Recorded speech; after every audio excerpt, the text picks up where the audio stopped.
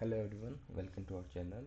सो हम आज सॉल्व कर रहे हैं क्लास 12th का फर्स्ट चैप्टर का फर्स्ट पार्ट 1.1 एक्सरसाइज 1.1। सो हम इसमें फर्स्ट चैप्टर है रिलेशन फंक्शन। सो सबसे पहले हम क्वेश्चन को पढ़ते हैं। Okay, determine whether the each of the following relation are reflexive, symmetric and transitive. So इसका फर्स्ट पार्ट है relation R is the set A equals to 1 to 3 and so on 13 to 14, defined as r equal to x comma y 3x minus y equals to 0. Okay, so हम question को solve करते हैं। So our question is first part, r equals to x comma y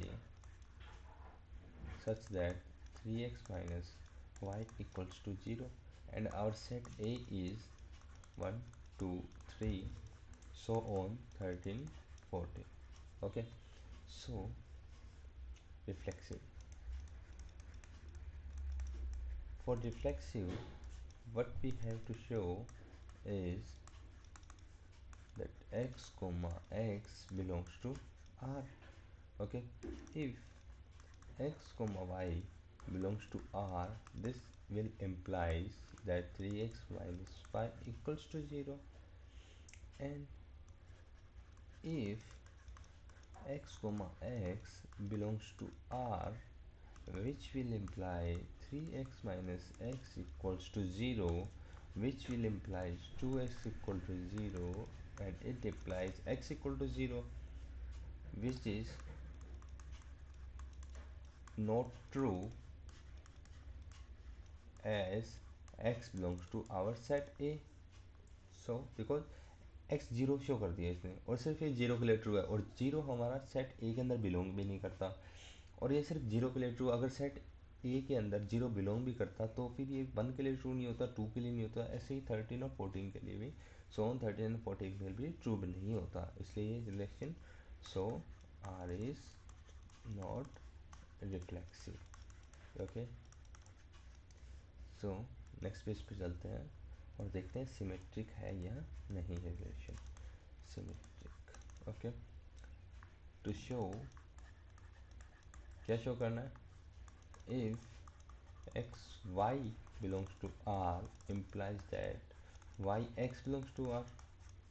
Okay, so if x y belongs to r, this implies that 3x minus yx 3x minus y equals to 0, and if yx belongs to r, which will imply 3y minus x equal to 0. Okay, now अब इसमें देखिए, इसमें मैं y की value क्या मिलेगी? y equals to 3x। Okay, so इसको equation 1 बोल दीजिए, इसको इक्वेशन 2 बोल दीजिए। So put the value of equation put the value of y in equation 2 from equation 1। Okay, so क्या क्या मिलेगा? 3 into 3x minus x equal to 0, which is 6x minus x equal to 0, which will imply 5x equal to 0, or this is implied x equal to 0.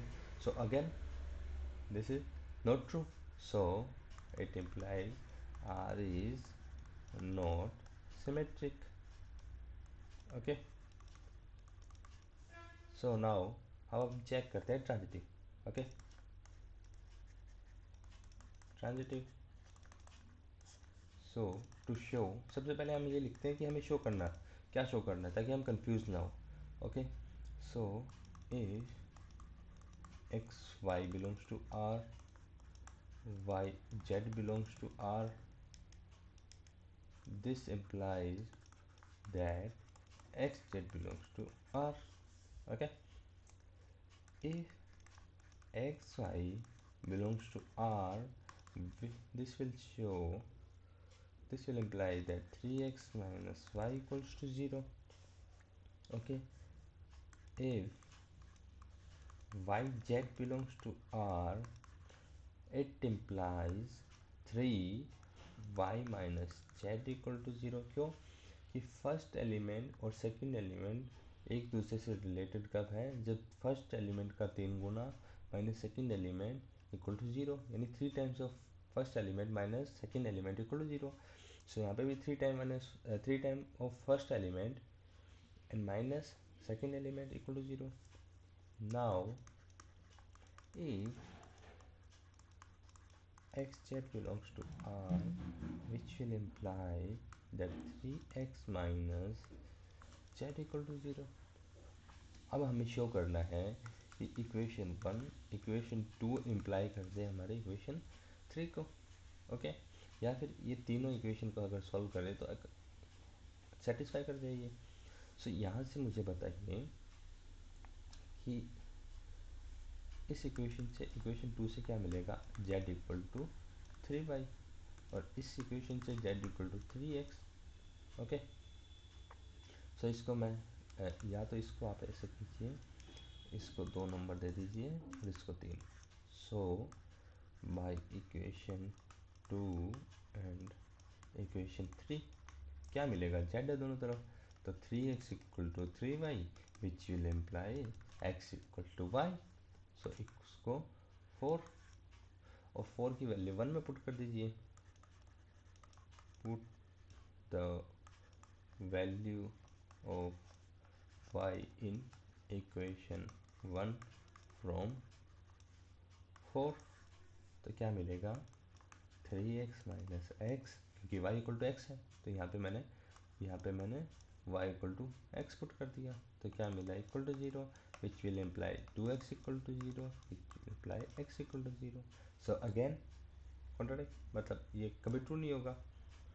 ठीक है, सो यहाँ पे लिख लो R is not transitive. Okay, now second question क्या बोलता है हमारा, second question बोलता है जो R है, अब की बार हमारा जो सेट है वो नेचुरल नंबर का सेट है, और डिफाइन कैसे हो रहा है, R equal to highlight use कर लेते हैं, जो सेट है वो नेचुरल नंबर का है।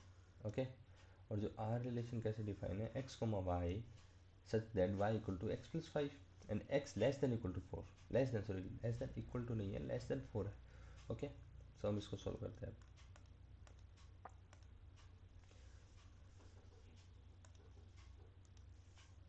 सो सेकंड पार्ट हमारा ये क्या है, set of natural number. Okay, और हमारा रिलेशन R क्या है, R है x comma y such that y equal to x plus 5 and x less than 4। Okay, so x के लिए क्या क्या चॉइसेस है हमारे पास, x के लिए 1 2 3, बिकॉज हमारा सेट क्या है नेचुरल नंबर। तो सबसे पहले क्या देखते हैं, रिफ्लेक्सिव। तो क्या देखते हैं, to show x belongs to R for all x। Okay, for all x, और x क्या है हमारे पास यहाँ पे, ठीक है, या इसको ओके। अब देखो if x comma y belongs to R, this is this will imply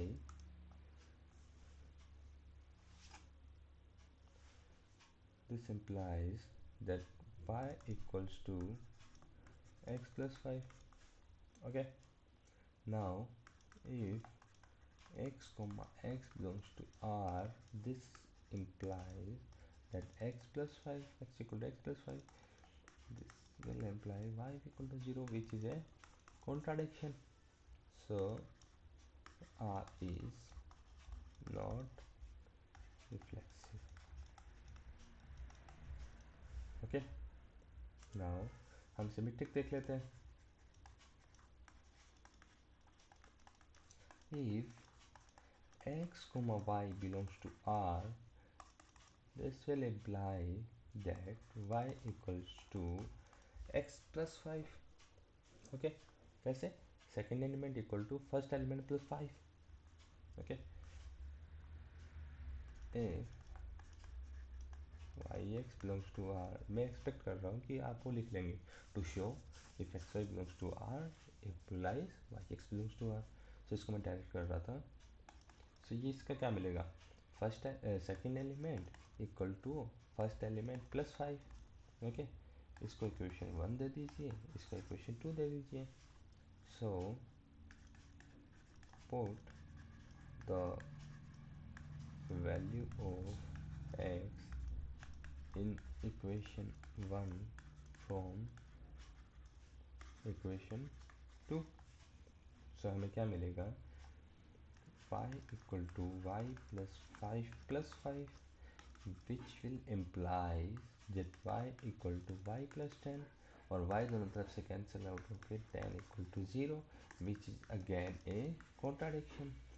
So R is not symmetric. Okay, now transitive.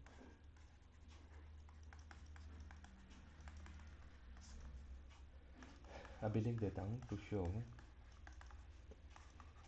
X y belongs to R y z belongs to R, this will imply that xz belongs to R. Now, if xy belongs to R, which will imply y equals to x plus 5. Okay, first element plus 5, second element equal to first element plus 5. If yz belongs to R, which imply second element equal to first element plus 5. यही है ना rule हमारे पास. Now if x z belongs to R, क्या होगा? Second element equal to first element plus 5. Now 1, sorry इसको 2 कर दीजिए, इसको 1, इसको 2, इसको 3. सो बाई इक्वेशन 2 एंड 3, यहाँ पे z equal to y plus 5 है और z equal to x plus 5 है, तो दोनों इक्वल होंगे z. तो y plus 5 equals to x plus 5 और ये क्या इम्प्लाई कर देगा? y equals to x. इसको 4 बोल दीजिए. Now put the value of y in equation 1 from equation 4. ये 4 है, सही से लिख लेता हूँ. ओके सो इक्वेशन 4 में से इक्वेशन 1 में y की वैल्यू रखनी है और y की वैल्यू क्या है? x. तो यहाँ पे रख दीजिए. तो क्या इम्प्लाई करेगा? x equals to x plus 5 और ये क्या मिल जाएगा? 5 equals to 0 which is again a contradiction, implies that r is not transitive. Okay now अब हम थर्ड क्वेश्चन करते हैं. Relation R in the set A. अब यहाँ पे ए हमारा चेंज हो गया है.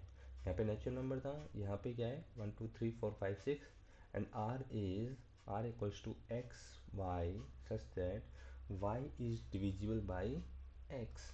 ओके सो हम इसको सॉल्व करते हैं. सो हमारा थर्ड पार्ट है फर्स्ट का, that set A is 1 2 3 4 5 and 6. Okay, and R is such that x comma y is divisible by x.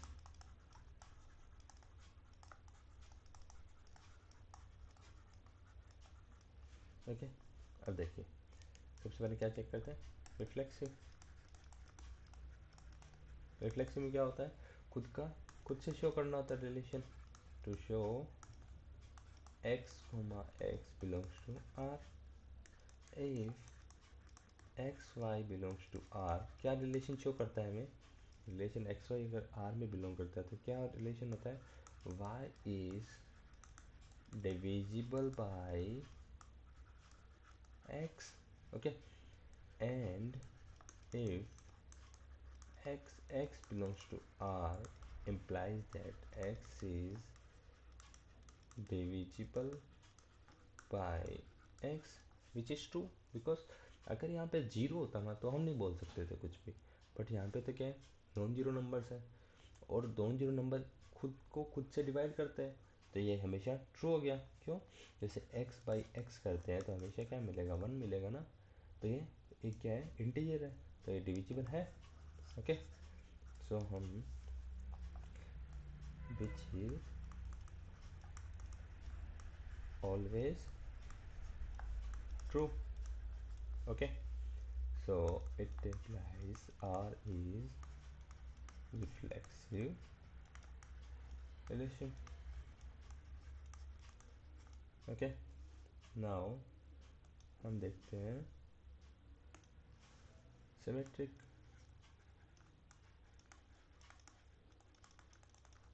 to show, क्या शो करना है हमें?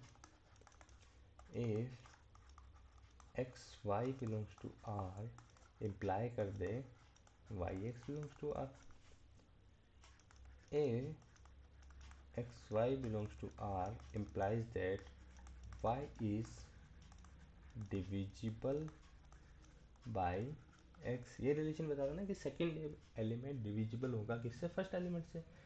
And if yx belongs to R shows that x is divisible by y, possible है।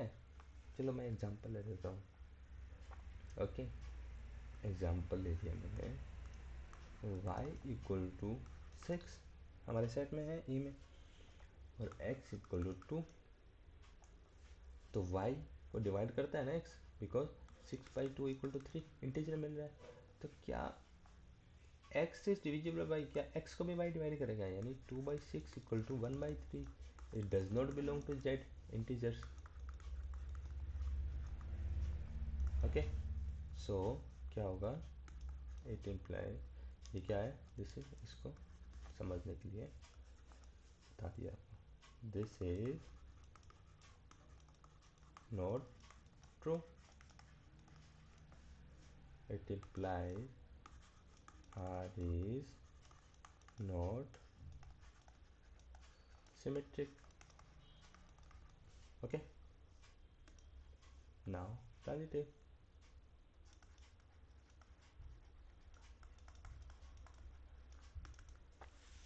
So हमें show क्या करना होता है? चलो 10 सेकंड का पोज लेता हूँ, आप बताइए मुझे क्या शो करना है इसमें। ट्राई ट्राई ट्राई कीजिए थोड़ा।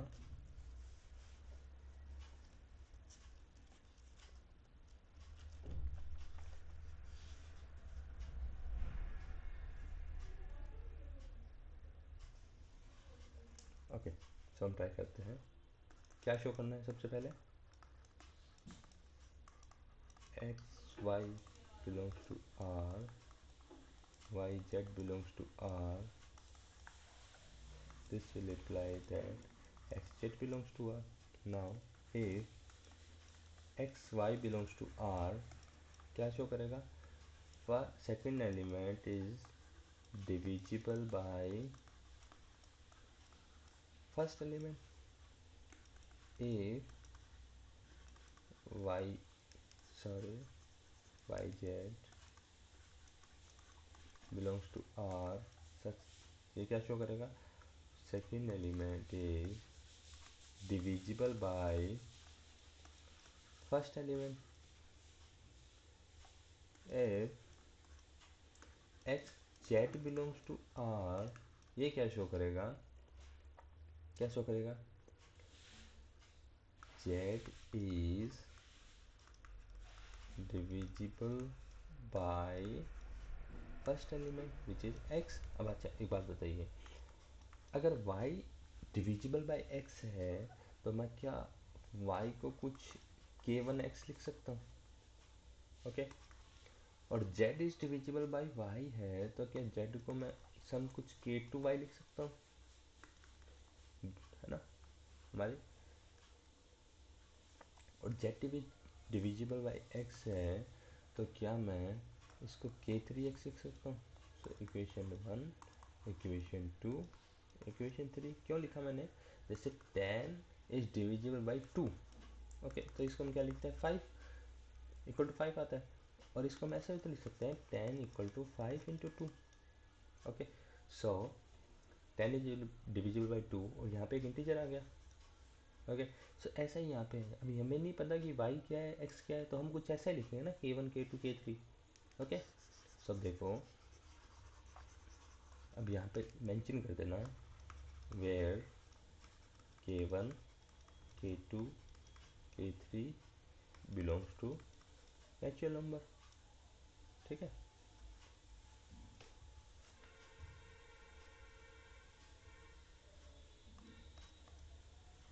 ओके, या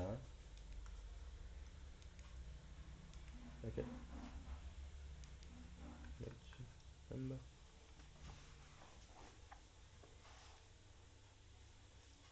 या इंटीजर चलेगा।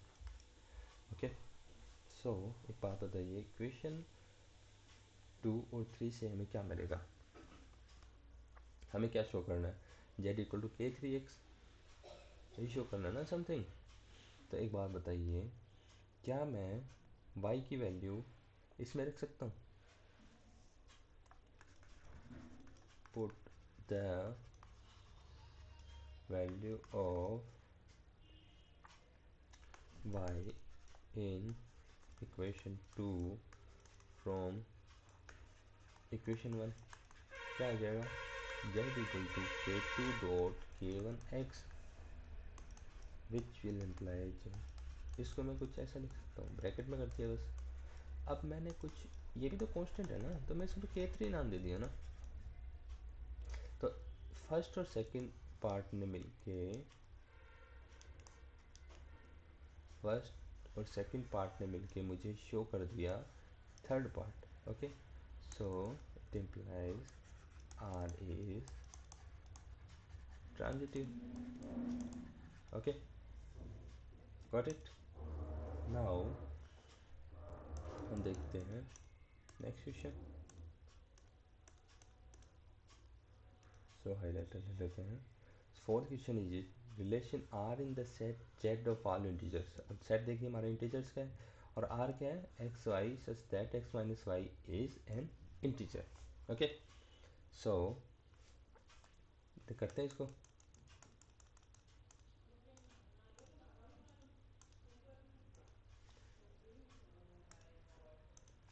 सो फोर्थ पार्ट हमारा सेट है, set Z, set of all integers. Okay, और आर क्या है? Pair x y such that x minus y is an integer. Okay, so reflexive सबसे पहले। अब मैं थोड़ा शॉर्टकट लूँगा टू शो वगैरह आप लिख लेना। x comma y belongs to r क्या इम्प्लाई करेगा? x minus y belongs to z, बोला ना integer. x x belongs to r ये क्या इम्प्लाई करेगा? x minus x belongs to z which imply 0 belongs to z, which is true, which is always true, क्योंकि 0 तो हमेशा integer ही है। it implies r is reflexive. okay, now transitive देखते हैं, sorry symmetric देखते हैं। सिमेट्रिक, सिमेट्रिक क्या बोलता है? X y belongs to R, ये क्या इम्प्लाई करेगा, x minus y belongs to Z, okay, integer. और y x belongs to R, ये क्या शो करेगा, ये शो करेगा y minus x belongs to Z, okay. एक बात बताइए, क्या मैं इसमें से माइनस ऑफ ऐसे कॉमन लेके लिख सकता हूँ? और अगर x माइनस वाई एक इंटीजर है, if x minus y belongs to Z, इससे by equation 1, then minus of x minus y is also an integer, okay, so it implies this condition is true, so R is symmetric, okay। Now transitive, transitive में क्या है, x comma y belongs to R shows that x minus y belongs to z, integer, y comma z belongs to R shows that y minus z belongs to integers, and x comma z belongs to R, ये क्या show करेगा कि x minus Z belongs to Z. अब क्या मैं इसको कुछ ऐसा लिख सकता हूँ, x minus y plus y minus z. अच्छा, अब मैं क्या इसको ऐसा लिख सकता हूँ, x minus y plus y minus Z belongs to Z. अब एक बात बताइए, इक्वेशन 1 और 2, x माइनस वाई भी इंटीजर है, y माइनस जेड भी इंटीजर है, तो sum of two integer is also an integer, okay, क्योंकि ये भी इंटीजर, ये पार्ट भी इंटीजर, तो sum of two integer, so this is true. कौन सा ट्रू है, ये true, so R is transitive, okay, got it.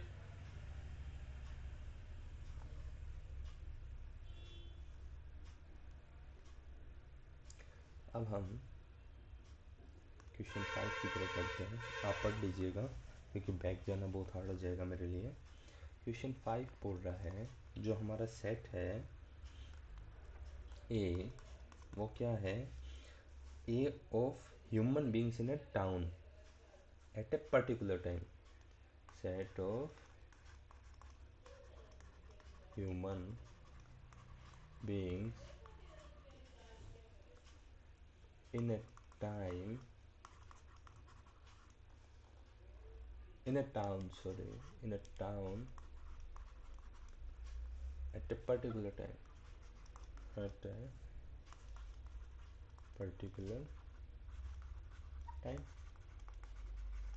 और फर्स्ट पार्ट हमें बोलता है ए, आर इज, इसको मैं ओरली समझाऊंगा आपको, such that x and y works at the same place.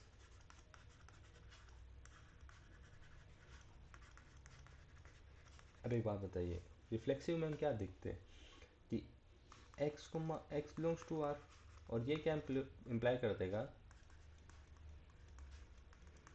Reflexive में ये क्या इम्प्लाई करेगा कि x and x works at the same place, x and x works at same place, which is true, which is true, okay. So reflexive, symmetric में क्या होगा, x y belongs to R, x and y works at the same place. और symmetric में हम क्या देखते हैं कि वाई एक्स भी हो जाए, तो वाई एक्स क्या मिलेगा कि एक्स एंड वाई करा तो क्या इम्प्लाई करेगा, हाँ, ये क्या इम्प्लाई करेगा, x and y works at same place, और वाई एक्स क्या पर लिंक करेंगे, क्या बताएगा, y and x which is true, so symmetric. And transitive में क्या होगा, अगर एक्स वाई बिलोंग करेगा आर में तो x and y work at the same place, y x belong, y z belong करेगा आर में, ट्रांजिटिव में क्या होता है कि x y belongs to R imply x and y work at the same place, and y z belongs to R imply y and z works at the same place. और x z क्या होगा कि x and z works at the same place. एक बात बताइए, x and y same place पे है, Y and Z भी है सेम प्लेस पे, तो एक्स एंड जेड तो अपने आप हो गया, so relation is transitive also. So ये रिफ्लेक्सिव भी है, सिमेट्रिक भी है, ट्रांजिटिव भी है। Okay, and similarly b part भी ऐसा ही है कि R such that x y, x and y live in the same locality. Okay, अब सेम वही है, इसको आप कर लोगे क्योंकि x and y same locality में है तो एक्स एंड एक्स भी होगा, तो रिफ्लेक्सिव हो गया। एक्स वाई सेम लोकेलिटी में है तो वाई एक्स भी सेम लोकेलिटी में हो गया, सिमेट्रिक भी हो गया। अगर एक्स वाई सेम लोकेलिटी में है, वाई और जेड सेम लोकेलिटी में, तो एक्स एंड जेड भी हो गया। तो सिमिलरली है, इसको आप ट्राई कर लीजिएगा। ओके, और नहीं हो तो मेरे को कमेंट बॉक्स में बता दीजिएगा, मैं फिर से एक वीडियो बना के आपको आपके साथ शेयर कर दूँगा। Okay, so C part is x comma y such that x is exactly, exactly word is important, 7 centimeter taller than y.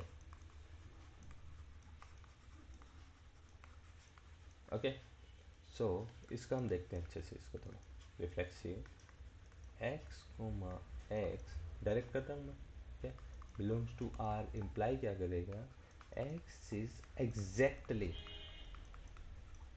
7 centimetre taller than, sorry, x, which is not true. Exactly 7, खुद खुद से 7 centimetre कैसे बढ़ा सकता है, which is not true. Language important, language is important here, very important, not true. So R is not reflexive. Okay, so symmetric देखते हैं, what is symmetric, that x y belongs to R क्या show करेगा, x is exactly 7 centimeter taller than y, and yx क्या show करेगा, y is exactly 7 centimeter taller than x। अब एक बात बताइए, x 7 सेंटीमीटर एग्जैक्टली बड़ा है y से, ओके, तो क्या y भी 7 सेंटीमीटर बड़ा हो जाएगा x से, नहीं, वो तो छोटा होगा ना, सो not true. Okay, so imply r is not symmetric। Okay, got it? B part, r equal to x comma y, x is y for y। अब देखो रिफ्लेक्सिव में क्या होगा, x comma x belongs to r shows me x is y of x, not true। x खुद का, खुद खुद की पत्ती कैसे हो सकती है, okay, so this is funny, is it, not true.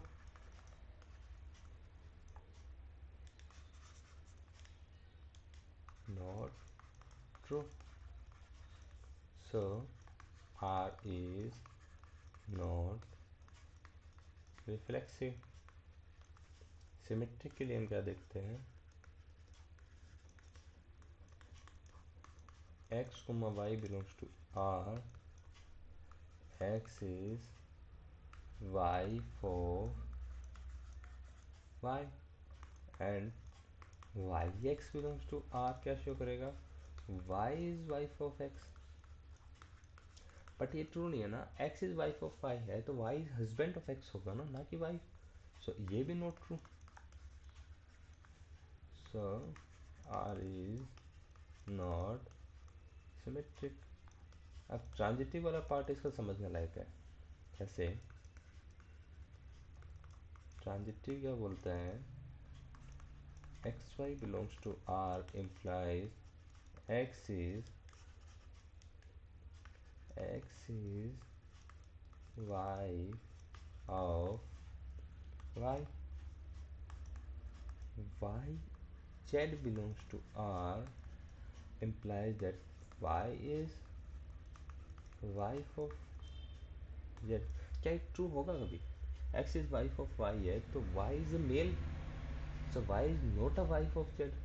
so हमें क्या मिला कि if x y belongs to R then y z does not belong to R। क्यों, क्योंकि अगर x वाइफ होगी y की तो y तो हस्बैंड हो गया ना फिर, और y मेल हो गया तो y वाइफ कैसे हो सकती है z की। सो एक बात बताइए, ट्रांजिटिव में हम क्या देखते हैं कि if x y belongs to R, y z belongs to R imply कर दे x Z belongs to R, कि अगर ये दोनों हो तो ये हो जाए, बट ये है यही नहीं है तो ये कैसे हो, चाहे ना हो हमें दिक्कत ही नहीं है ना, क्योंकि ये हो गया बट ये है ही नहीं तो हम कैसे देखेंगे ये बिलोंग कर रहा है कि नहीं कर रहा। सो हम क्या बोलते हैं कि आर इज ट्रांजिटिव। सबसे अच्छा पार्ट था ये, थोड़ा समझिएगा इसको, अगर नहीं समझ आए तो कमेंट बॉक्स में कमेंट लिखिएगा, मैं आपके लिए एक नया वीडियो अपलोड कर दूंगा इसके लिए। सो ई पार्ट अब हम सॉल्व करते हैं। ई पार्ट बोल रहा है, इसको शायद आप खुद करिए तो ज़्यादा अच्छा रहेगा। X y, x is father of y. Okay, so reflexive में देखो, इसको मैं शॉर्टली करता हूँ, x x belongs to R. अब क्या होगा, x is father of x, क्या खुद खुद का पिता हो सकता है, not true, not reflexive, symmetric. X y belongs to R तो क्या होगा, x is father of y, और वाई एक्स क्या बिलोंग करेगा, क्या अगला, y is father of x, not possible, अगर एक्स वाई का फादर है तो y is the son of x, so not symmetric. और ट्रांजिटिव में क्या होगा, ट्रांजिटिव में x y belongs to R shows that x is father of y, y z belongs to R implies that y is father of z, और x z belongs to R हो जाए तो क्या होगा, x is father of z, not possible. ये मान लीजिए x आपके दादा है, ये आपके पापा है, x is grandfather, y is your father, okay, and z is you। अब एक बात बताइए, आपके दादा आपके पापा के पिता है, ये grandfather is father of y, यानी x is father of y और y is a father of Z, यानी ये वाई आपके पिता है और x is father of Z. क्या ये ट्रू होगा, क्या एक्स आपके पिता होंगे, नहीं, क्या होंगे, दादा। So not true, so not true, not transitive. Okay, got it. So अगर कोई भी पर्टिकुलर क्वेश्चन हो और उसका वीडियो बनाना हो, अपलोड करना हो तो आप कमेंट सेक्शन में लिख सकते हैं। Okay, thank you so much.